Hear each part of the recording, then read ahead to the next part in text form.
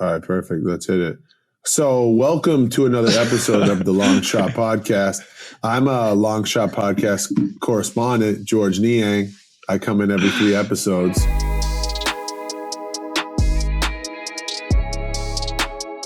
I love that intro. Let's just bring it in right like that.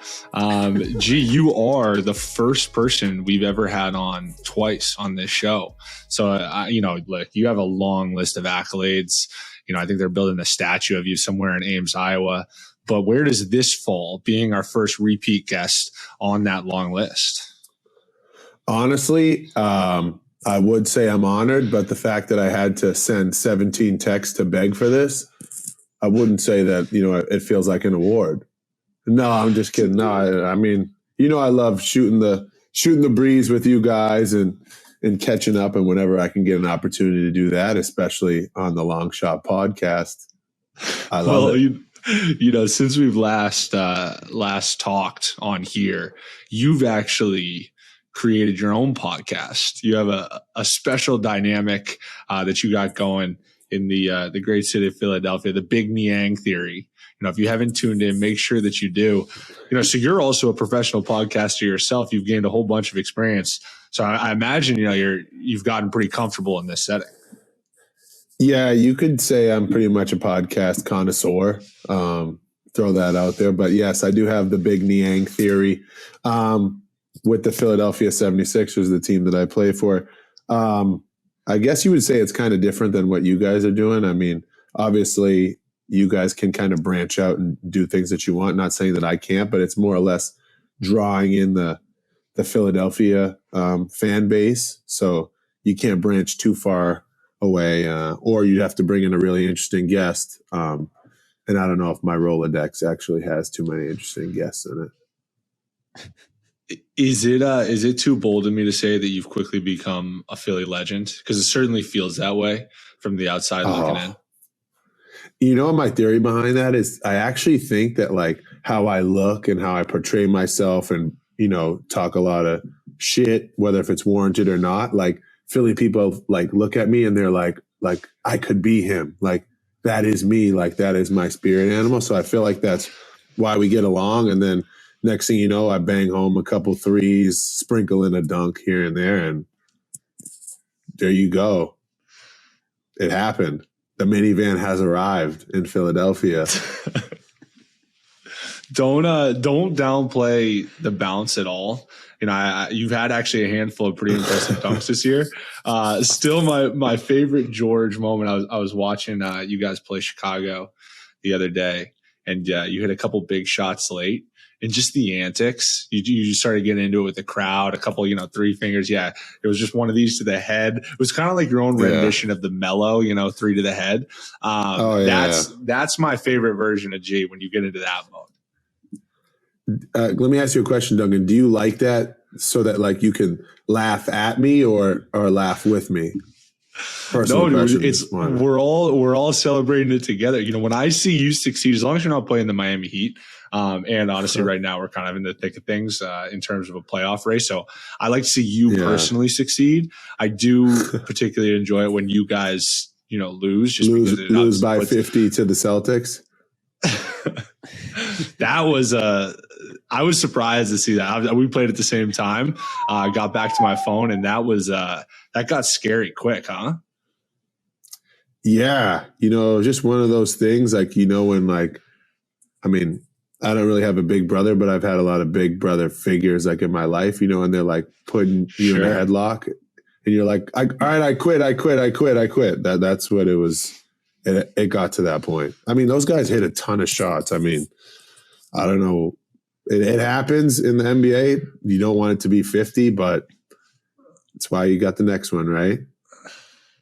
100%. I mean, listen, we just got beat by them pretty badly too. They're playing good basketball right now. The East is shaking out to be quite the race. You got a couple teams, Toronto, Boston had slower starts, and they're starting to play really well. It's definitely going to be interesting after this break to see how it all shakes out.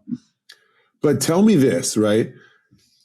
If you're in the race, like, do you really want to see Toronto in your first round of the playoffs? Like, that's what I mean. Like, no, I was actually Yeah. scrapping for 6th and 7th. It's crazy, man. And the play-in dynamic has added a whole nother layer to it where, like, I don't know about you, but now when you look on like the NBA app, the standings have like a little break where like it's the top 6 and then the play-in is after that. And it's like, you almost think like, oh yeah, those teams like way down there, like whatever. But then all of a sudden you realize like who those teams are, and they're like really good teams. Toronto being one of them. We played Toronto 3 times, I think. And they just play different than anybody else. They play basically like 5 of the exact same player, or really 4 of the exact same player, and then Fred. But then they're like all super long, switch everything, super disruptive. They're just like a nightmare to play against. They're hard to prepare for because like you guys, you kind of know, well now obviously with James it changes, but like, you're getting, 30, 35 post-ups a game. And you got to come up with a scheme to try to do that. And you got to figure out a way to keep Georges Niang from shooting corner threes. Like that's basically the scouting report. It's Embiid post-ups and Niang corner threes. I love a little premium gas on a Tuesday.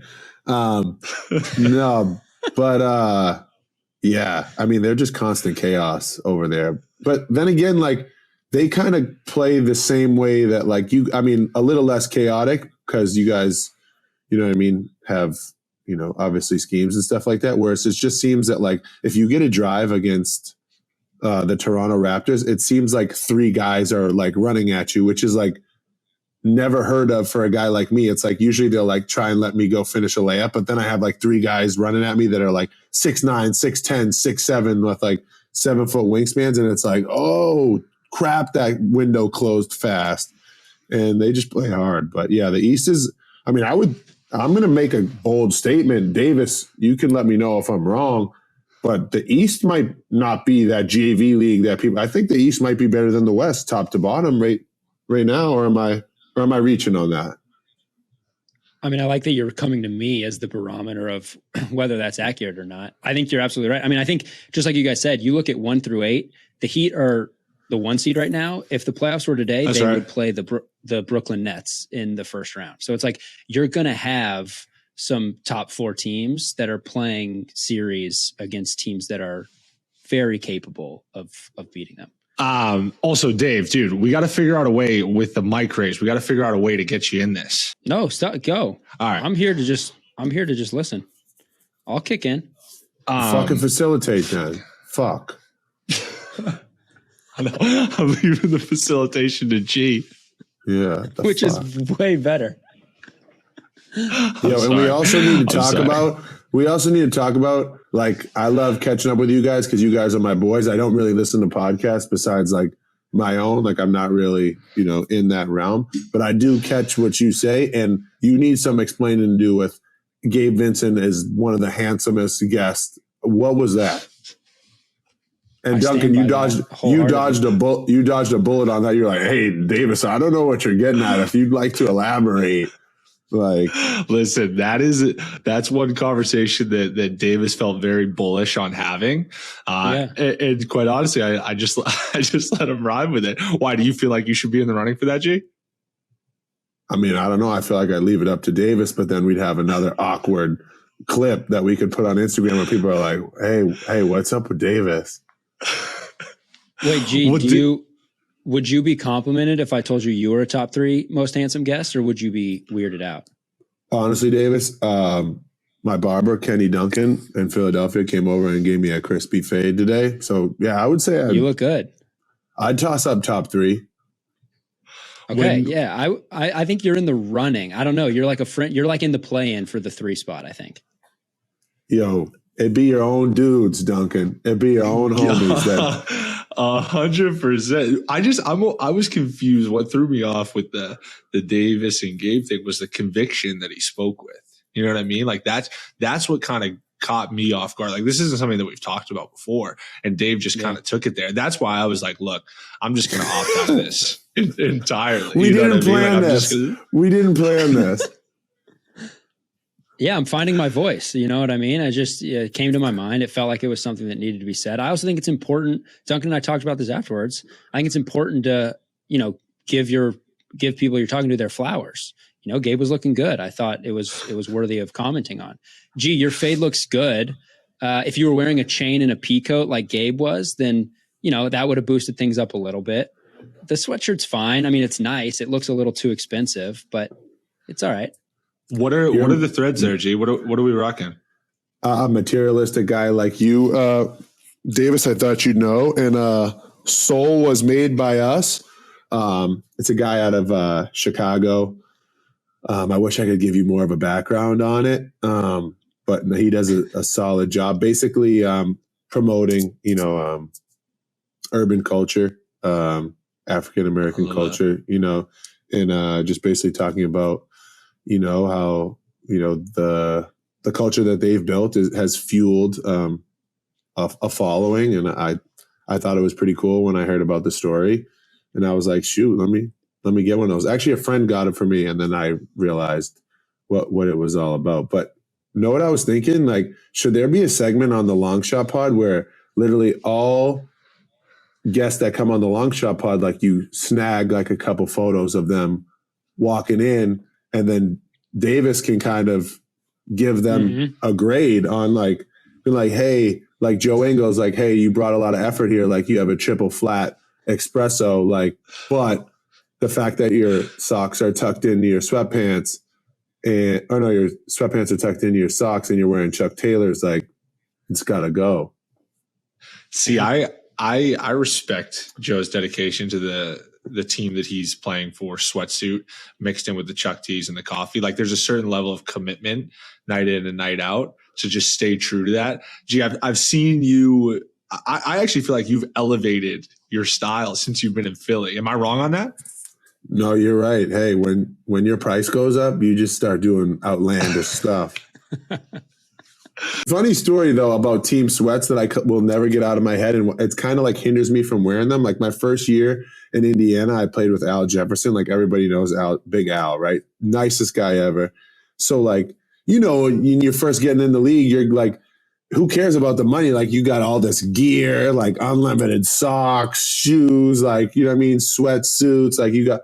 So I was always wearing like my Pacers stuff. And Al Jefferson was like, motherfucker, you don't think everybody in this town knows you play for the Pacers? Wear something else. And I was like, all right, maybe I should like put down the team issued gear and just like get my Nike Tech fleece on. See, it's different though, because like in Miami, we're encouraged to wear the team stuff. When we're traveling, we're on a plane, or we're going on a bus, like we're encouraged to wear that stuff. So it's like uniform, like we're all in it together. We're all having some sort of matching. But then like this year, there's definitely been a little shift in that. We got some vets, some guys like, PJ or Kyle who they don't want to wear Heat gear. And then I get it. That's their opportunity to kind of show out a little bit, do their thing. So I'm, this is something we've talked about on this pod, G, is my lack of appearance on League Fits. Have you made an appearance on League Fits yet, by the way? I can't say that I have. There's been some potential outfits that I'll shoot you guys the Getty images where I thought like I performed at a high level and they neglected me because, my pants didn't have like chrome hearts on it or a bunch of crosses or writing, or I didn't dye my hair blonde. But I'm going to stick to being me. And one day I'm going to get to that mountaintop one day. Nah, dude, it's only a matter of time. And the other thing with that is like, I hate to come. Yeah. For sure. Yeah. I've been on multiple times. The Cuts clothing representative made it. Hold on. Don't throw shade at Cuts. Don't do that. Not on this podcast. Cuts has nice stuff. Like you could get away with wearing Cuts and someone would think like you spent like $500 on the hoodie or like the shirt. I swear. I promise listen, you don't have to talk up Cuts to me. I'm a big Cuts guy. You should see my closet. It's just, there's a lot of Cuts going on in there. Shout out to Steve and Jordan over at Cuts, by the way, just an opportunity to shout them out. I actually went on the Cuts is starting a podcast and I've been on their podcast. I was one of their first guests. So I have a great relationship with Cuts, great people over there. But yeah, G, shout out Cuts. Can I get some more gear? I love y'all. I've made multiple appearances on League Fits. I don't know if you knew that. I mean, honestly, but here's the thing: is it's not necessarily that I like really showed out with the fit either. Like it's basically it was when I was in the finals playing in the bubble, so it was like there was just a lack of volume, right? Like they could only choose so many. Was one, and I honestly don't remember what the other one was. But Davis tried to expose me at one point for wearing Crocs. We're not actually Crocs. It's Cane footwear. It's like a recovery footwear, which is also a great product as well. But he tried to. I saw those like slide-ons. You look like you had them in sport mode. Dude, those things are fresh. Cane footwear is elite comfort, and it's also active recovery for your foot. You got to check them out, dude. I feel like the minivan would do really well in a pair of Cane footwear. I really do. Honestly, I might. Like, can I ask you this though? So that day when you wore those, did you decide to swim in and like you were running up through the water? So like you know the holes in them, like it drains the water out as you're getting into the arena. I actually was put on to Cane footwear by the Morris brothers, Markeith and Marcus. Oh, really? They're Croc kings, dude. Yeah, that's what I'm saying. I think they actually invest with the company, and they were wearing like Keith was wearing it one day. I was like, "Yo, what is that?" And he was told me all about it, and I had to cop a couple of pairs. I see you throwing shade, like subtle shade.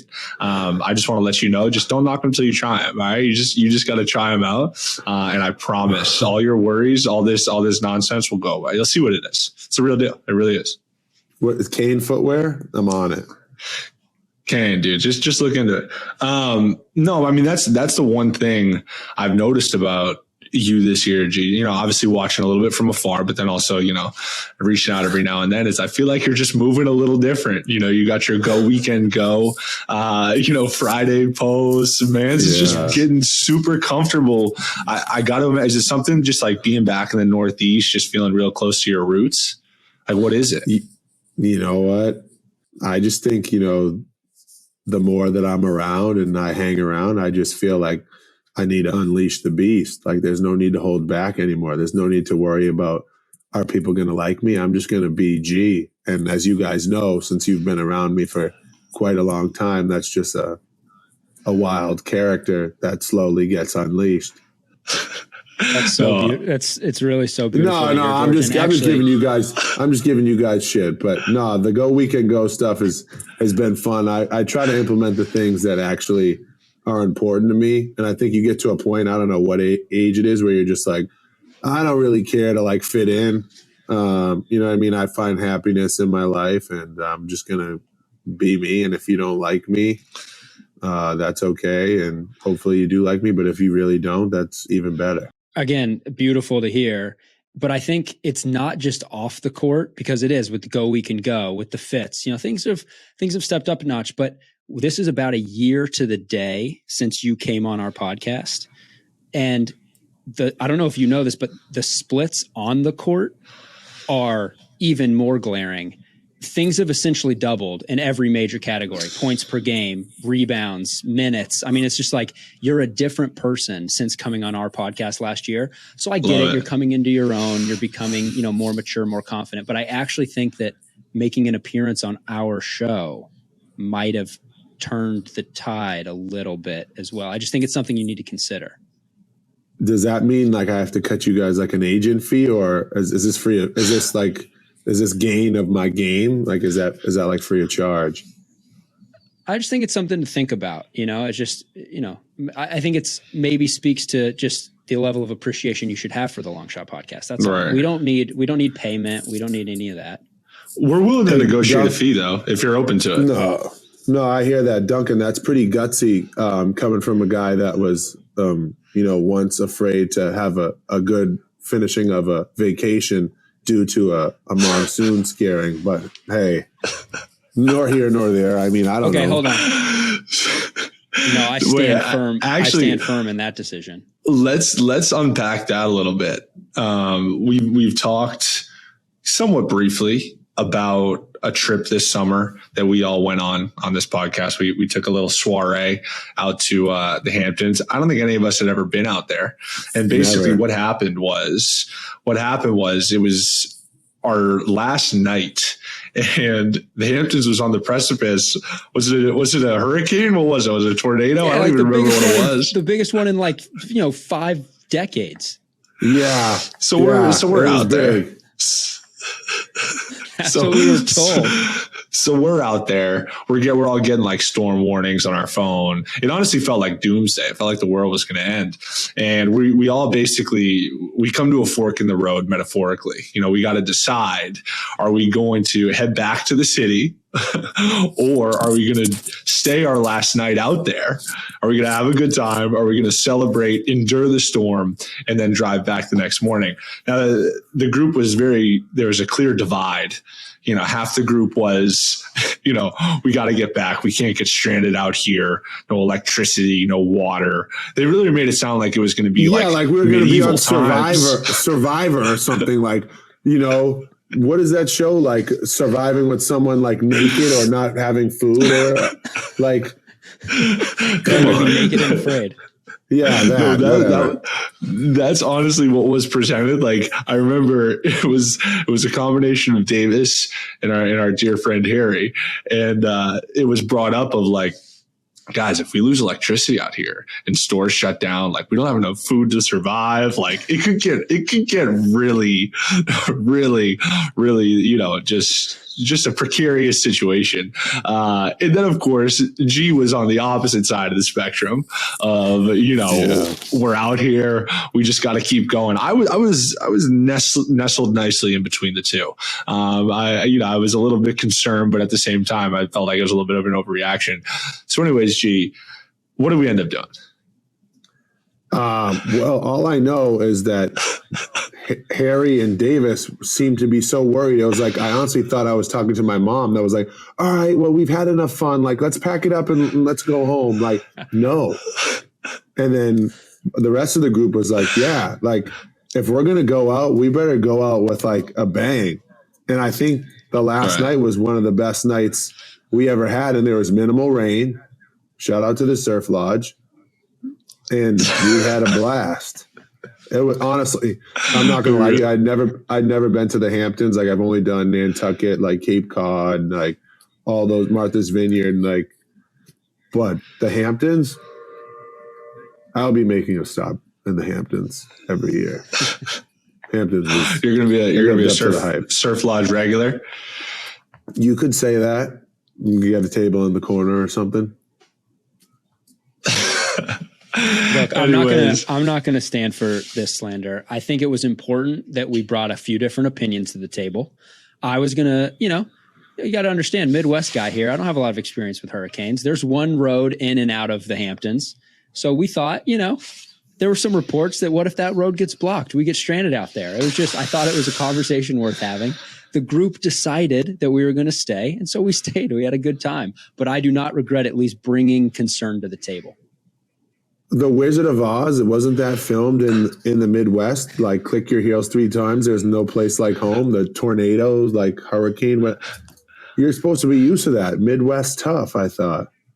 You really disappointed me, Davis. But tornadoes and hurricanes are not quite the same, but okay.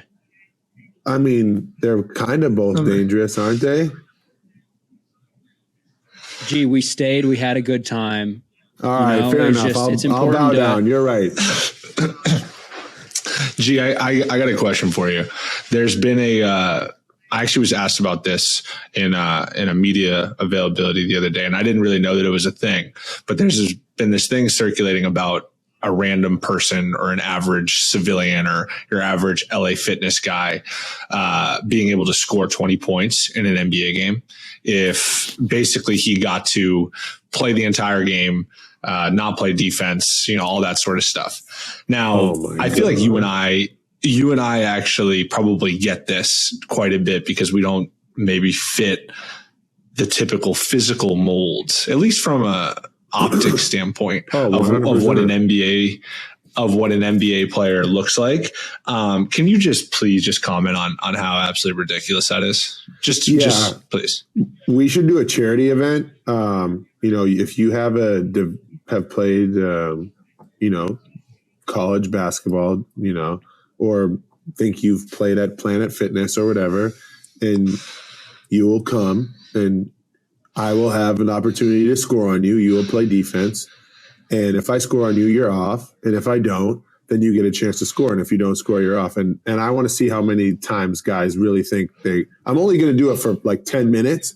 But like, who do you think you are that you can come in and like professional athletes? I know it like looks easy because the only time you see us working is the 2 hours that we're on TNT or ESPN. But like, that's ridiculous. First off, half the Joe Schmoes out here wouldn't be able to breathe after 3 times running up and down the court. So let's X that, right? And could you imagine like if someone trying to score on like PJ Tucker and he's like barking on him and like his sweat's like flying in their face and they're just like, all right, I'm done. I don't want any more. Like, these are grown men who are hungry to win. Like, this isn't like you're playing some 5'4", financial advisor, that's coming in to get some reps up. Like, these are dudes that are, it's like trained killers out here. There's also, you mentioned how like someone like PJ, right? Like I play with PJ every single night. I see how he dedicates himself to the defensive end, commit like every single possession. Like he has a certain level of pride. And I think back to like, and at one point I'll admit that I was kind of like this, that I used to think like, oh yeah, the NBA, like nobody plays defense. You know what I mean? Like that was like something that I actually thought, which is like, I'm honestly embarrassed to say that out loud because now obviously that I'm in it, it's like so much of what we talk about. And obviously it's a star driven league, offensive driven league, for sure. Yeah. But that's mostly just because guys are so talented that there's only so much you can do. But this idea that people don't try on defense is ridiculous. Yeah, no, I mean, it's just the guys are so talented. Like, I mean, you have these athletes that, you try to shade them away from their spots, but they still get to their spots and rise up and shoot over you or dunk over you. And it's like the talent level at each position, like whether if it's, Joel or Devin Booker or, Donovan Mitchell or Bam, or, you know what I mean? Even you, like, even when we worked out this summer, I was like, I knew you could shoot, but I didn't know you could really shoot like off the dribble like that, flying around, you know what I mean? Dribbling, step back. Yeah. I've always like doubted you. I've always doubted you. You know how that is. But no, I mean, it's just like guys do it at a high level. And it's like, you think you know what a guy's tendency is, but like, you really have to force a guy to not shoot those shots if you really want the best opportunity. And these guys, their best opportunity to stop them. But these guys are actually like legit and unreal at getting to their spots. It's like every guy knows what spot they want to get to because that's like their sweet spot. Like Lou Williams, for instance, like everybody knows if that ball is dribbled in his left hand and he so happens to shoot it, it has like a 95% chance of going in. What for you? All right, and obviously, I feel like I have a pretty good scouting report on you as a player. But I think a lot of people don't realize, like, they just see you shoot your catch and shoot threes. And like, I strongly encourage people to look up high school highlights, college highlights of a young minivan and just see the skill repertoire that you have. Does it ever do you ever feel like disrespected that, and once again, like you play your role at an incredibly high level and you actually do a lot of playmaking for the Sixers, especially in that second unit. Like they rely on you a lot to distribute and playmake, but like, do you ever feel disrespected, not by your teammates, because I think that they know that you bring value, but maybe by like the mass public that, you're kind of like that they all kind of put you in a box in a way? Does that make sense? Yeah. No, where you're just like, oh, you guys only think that I can do this, but like I'm only doing this because this is what gets me on the court and like helps my team win. Yeah, but I feel like that's the part where like if you dwell on that, you will be so focused on doing the wrong stuff out there. Like if you live your whole NBA life trying to prove people wrong of what they think you can't do, you're not going to flourish in showing them what you actually are an NBA level elite player at. And obviously catch and shooting was something that I picked up. I mean, I could always shoot, but you pick up because that's what's going to get you on the court. And if you can get yourself on the court for 10 minutes and you make 2 threes in 10 minutes, that may push it to 15 minutes. And if you get 15 minutes, you may have an opportunity to drive and kick out to a teammate and then get an assist or a layup. And then that might get you 20 minutes. And you're always just looking for, having a solid base. So the biggest thing for me is catch and shooting is a base. But when someone like puts their worst defender on me, I'm like, if only I had the leash to just go post you up right now and, get back to the Tilton School days of hitting a baby hook over you or a fall away. And so that thought crosses my mind. But then again, like, you have to think of it as like me posting up takes away from someone else's strength. But I would say I do feel disrespected. And me, I always want to clap back. But, sometimes some things are better left unsaid. I mean, it gets me going. So you pinched a nerve there. No. G, how many post-ups do you think you get now with Harden added to the roster? Do you think that number goes up? I'm going to bet to say that I should probably keep my guy out of the way of James, and he'll greatly appreciate that. And I'm sure he'll make sure to find me behind the 3-point line so that I can tee off, some wide open threes. I don't know. I think the way the NBA is going, you kind of want to keep the paint, wide open for us, either for Joel or for other guys like Tyrese, Tobias, James, to drive in the lane. Because I feel like the days of having 2 bigs sitting at each block, I think about it now. I'm like, how difficult would that be to score if you were a guard? Which is probably why guards now find a way to score at higher levels, because they literally, the paint is wide open. Gee, I want to ask Dave. Obviously, you just brought it up. I mean, you guys have had basically like a microscope on your organization for a lot of the year because of the Ben stuff, and then obviously throughout the trade line. I'm curious and obviously it's early. You guys haven't even played a game yet. You probably had a couple of practices, but like, what has been, first of all, that day, the trade deadline day, what was that like? And then also since, what has it been like? Just curious. You are a Philly correspondent, so. The day was, actually crazy. I mean, because as much as like people, you try to play it off like, hey, we're getting through it. Like in the back of your mind, you knew like we weren't playing every game at full strength. Like there was someone that, could contribute that, was out. Obviously that is Ben Simmons, and, whatever he had to deal with was his issue. So it was like, now it feels good to know that we know who we're going forward with. Like we know what our team is and how we can build around that, and what things to like, all right, this isn't working, but hopefully, we can work on this and this will work moving forward. The day was crazy because, you hear one thing on ESPN, then you hear another thing. And, when a team's in the middle of a trade, like nobody's going around advertising that something's going to happen. So I remember stirring it up with you guys being like, oh, hey, like, look at this. Like Joel's ready. The time is now.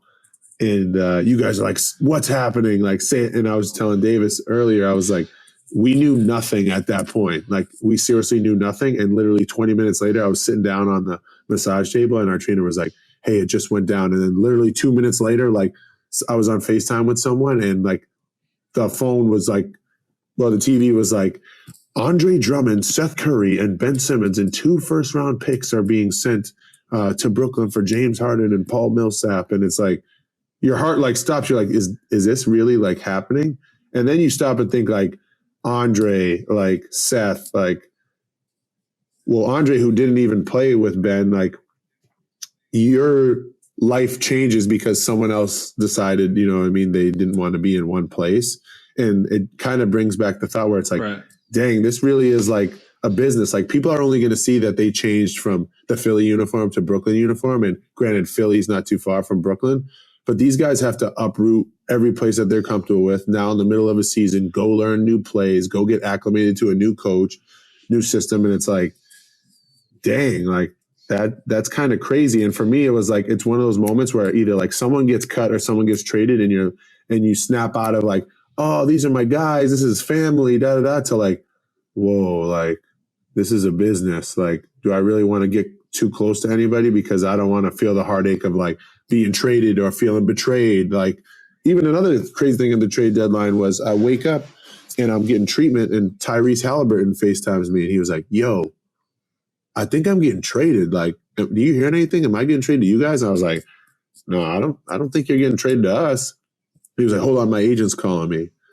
Calls me back. He was like, man, I'm going to Indiana. And I'm like, no way. He was like, hold on. My GM's calling me. And I'm like, dang, like this all happened pretty fast. He hangs up. And next thing you know, I see a Twitter notification that's like Tyrese Haliburton has been traded to the Indiana Pacers in the matter of like 5 minutes. Like this dude was talking to me about like, I think I'm getting traded to you guys. Then it's Indiana. Like, I don't know if it's true. And then it happens. And now the kid has to go from California, where he probably never wore a winter jacket, to, you know, the Midwest, where he's probably asking to be sponsored by Canada Goose because it's so cool. Like, it happens so fast, man. It's crazy. I think one of the better storylines, and Richard Jefferson brought it up. I was watching like a trade deadline special, was the Doc Rivers Seth Curry stuff. I mean, that's crazy. I mean, he basically, you know, Seth is married to Doc's daughter. And Richard or RJ was joking about that, you know, he canceled practice for you guys because he needed to say goodbye to his grandson. Like, that's crazy. That's crazy stuff. Richard's, it really is. Crazy. There's like a huge, like, human side, and I'm laughing, but like, that's also Seth Curry's like life. And obviously he's killing. I mean, he had a great first game in Brooklyn, and I'm sure he'll be great in Brooklyn because he's been pretty much great wherever he's been. But there is like, I appreciate that you bring up that human side to it, because people talk about it like, oh, it's so entertaining, like the Woj bombs and the Shams bombs and all this stuff. And it's like, yo, that's people's lives getting like uprooted and moved. It's wild stuff. It really, and you know, we're paid fairly to do so, but still, it is crazy. Yeah, I mean, like Doc Rivers had to come to the realization that, you know what I mean? Like I'm sure that was, I'm not sure it was everything, but I'm sure that was a happy part of, you know, his life of being in Philly, that he got to see his grandkids, he got to see his daughter. You know, the best thing about, you know, the NBA is it allows us freedoms, you know, to travel freely when it's not the season. So, you know, because you miss so much time with your family. So the fact that you get to have your family in the same city that, you know, you're working in is remarkable. But yeah, people don't see the human aspect, especially on Twitter, which we should all stay off of because it gives people that aren't important like access. And they're like, we should have traded you when you had the chance. Like, and not that you feed into it, but it's almost like, man, like, should they have traded me? Like, a small party is like, man, like, am I not that good? Like, am I not valued? But yeah, I mean, I know we are paid handsomely and it's a great life. I'm not saying that, but at the end of the day, like, a person working a regular job isn't being watched every second that they work, being told like, hey, you hit the A button too slow on that one. Like, why don't you speed it up? Like, worker number 7 hits the A button 3 times faster than you. You know what I mean? Like, as a human, like, you get emotional. Like, when someone's constantly telling you that you're not good enough or this, that, and the other, like, you are allowed to get emotional. Like, that's a human effect. But yeah, I don't know. I got to rambling, but you get what I mean on that. No, I mean, I'm curious because you're like obviously a super positive, like, you know, I think Doc actually said it best. He had a great quote about how you're sunshine, man. You know, there's people that bring clouds and there's people that bring sunshine, and you bring sunshine, and that's who you are. But like, there's this negative space out there, and so much of it exists within social media. I'm curious, outside of just like blocking it out and staying off Twitter or whatever, is there anything you do to kind of like maintain a positive spirit? Because that's something that you bring every day, or at least every day that I interact with you. Yeah. I think the best way that I go about it is just being me, as being as goofy and funny, you know, as possible. And, you know, someone that actually like helped me with that was like, was Joe Ingles. And the crazy part is because everybody thinks he's like so grumpy and like this, that, and the other, but he's actually one of the like most lighthearted, happiest dudes. And I think there's a balance of telling people the truth about the situation. And because, sometimes there's truths that people really don't want to say out loud, but if you add a joke to it and say it out loud, it kind of softens it up a little bit. And I think, there's something to be said about that. And, I'm kind of going off topic here, but there's something to be said about having guys like that in your locker room that can kind of break the ice, where literally when teams are going through it, you can kind of call out someone, but making a joke about it, being like, yeah, you'd probably go break down the locker room if I shot a shot and didn't pass you the ball. Like, you know what I mean? Just make a lighthearted joke about it. And there's something to be said about having those guys that keeps the mood light and easy, and guys feel like they're going to hang out with their friends when they're coming to work rather than like coming to work. Because everybody's been a part of that team where it's like, oh, like we're struggling, like this isn't fun, like this, that, and the other. And you want to have guys in your locker room. And I feel like it's an undervalued trait where to have those guys to like break the ice and, kind of make the mood funny, but, also serious at the same time is super important. But I think the biggest thing for me is I just wake up, and I've gotten to a point in my life where, like I said earlier, is if you like me, great. If you don't like me, even better. So at least I know how you really feel about me. So, I mean, it is what it is. I just try to go about it. And as Davis would say, sometimes I'm a lot and other times I'm just right. In the Hamptons, I feel like you said I was a lot sometimes. Well, there were some episodes that were probably worthy of being called a lot, but that's for another podcast. Yeah. All right, G. Dave, you got anything else? I mean, this was like chaotic in the most beautiful way. We brought you on as a Philly correspondent, which I think we eventually got to. It took us a while to get there, but I'm just curious. You answered the how the day was when you found out the trade was going down and how chaotic it was. Have you guys spent time on the court with James? I know he's rehabbing the hamstring, but do you have any sense of how things on the court changed for you guys with him added? I mean, obviously it's a pretty substantial piece to add to your repertoire. Dave just doing his job as the media right here, just trying to get some scoops. And the crazy 100%. Part is I told Davis the trade was going down 20 minutes before it happened, and he didn't even report it. So I'm glad you're picking up. Missed opportunity. My big moment on Twitter blown. But the one thing that I've been impressed about with James is that he's so like dialed in, like even like 5-on-0 offense, which all of us know, like nobody really wants to do like 5-on-0 offense, but he's like calculating like cuts and like going game speed and like getting downhill as fast as he can and like flinging the ball, to the other side. And obviously, with his hamstring, like they'll try to like hold him out on certain stuff. And like there was one time to like get his conditioning, like we're doing 5-on-0 offense, like down and back, and he's like sprinting the court like to one end while we're on the court and like tapping his feet while we're, getting into our set, and then sprinting back to the other end. Like he's just real diligent in like what he does. And it makes you realize like guys like this, there's a reason why they're special. For whatever critiques that he gets, or, people say that he doesn't do this, he doesn't do that. Like from what I've seen of him, he's like, and how he's like asking guys questions of like, how does this work out? What does it look like when the defense does this? I've been pretty impressed. And I think we're at a point where, in his situation, like everybody just wants to win, right? You know what I mean? Like things didn't work out in Brooklyn, things didn't work out in Houston. And it's like, it's at a point where it's like, all right, like I'm all in on winning. Like what do I need to do to get to that point? And I think it's been great. I think it's a perfect fit. I don't know, Duncan, you tell me, like when you're going over scouting reports for Joel Embiid, it's like the whole scouting report is how we're going to like double or where we're going to come from. But then again, like when you've had scouting reports for James Harden, it's like, it's the same thing. We're going to, if he's dribbling and isoing, we're going to come double. So it's like, we have two guys that require double teams are going to be on the court at the same time. It's been awesome. And like I said before, it's a breath of fresh air, because what had happened before with the whole Ben Simmons thing was frustrating, right? Like at the end of the day, like I know mental health is a real thing, and like it's something that needs to be taken seriously.